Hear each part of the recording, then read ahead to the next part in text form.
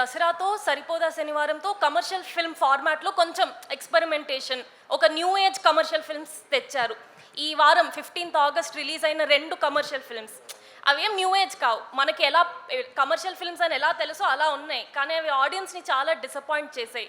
So do you believe like that format of commercial cinema is dead, or దానికి experimentation ఎంత అవసరం?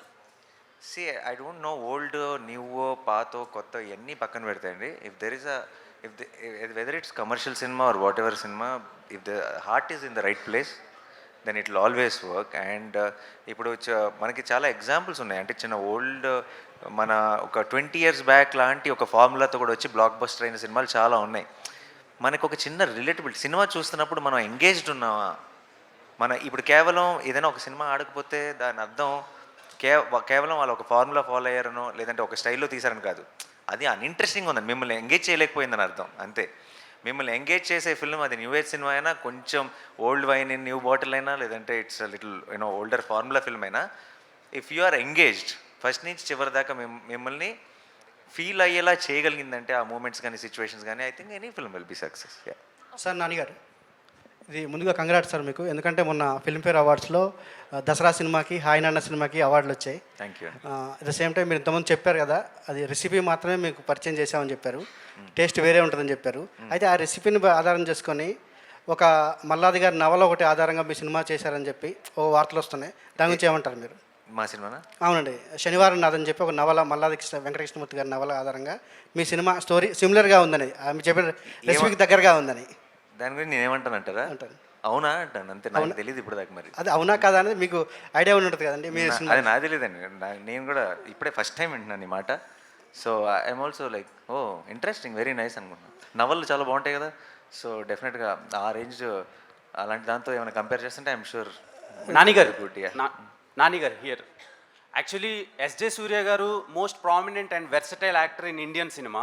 So అలాంటి యాక్టర్తో పోటీపడి యాక్ట్ చేయడానికి మీరు ఏమైనా వర్క్షాప్స్ చేశారా? లేదంటే అంటే మంచి యాక్టర్ కదా, భయపడడం అలాంటివి ఏమైనా జరిగినాయి? భయపడ్డామా?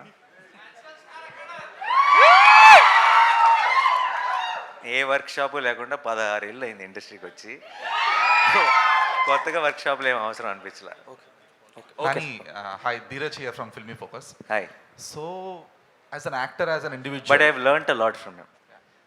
నాకు భయాలు అన్నీ కాదు, కానీ యాక్ట్ చేస్తున్నప్పుడు చాలా చాలా చిన్న చిన్న నువాన్సెస్ చాలా నేర్చుకున్నాను. And actors job is that. ప్రతి సినిమా ఏదో ఒకటి నేర్పిస్తుంది, ప్రతి యాక్టర్ ఏదో ఒకటి నేర్పిస్తారు, ప్రతి కో స్టార్ దగ్గర నుంచి ఏదో ఒకటి నేర్చుకోవచ్చు. And I've learned a lot from SJ Surya sir. Nani garu. So, మీరు ఒక యాక్టర్గా అండ్ ఇండివిజువల్గా you have been taken too many responsibilities. You are headlining the film, you are headlining the promotions, and రీసెంట్గా you are even taking the responsibility for your flops as well.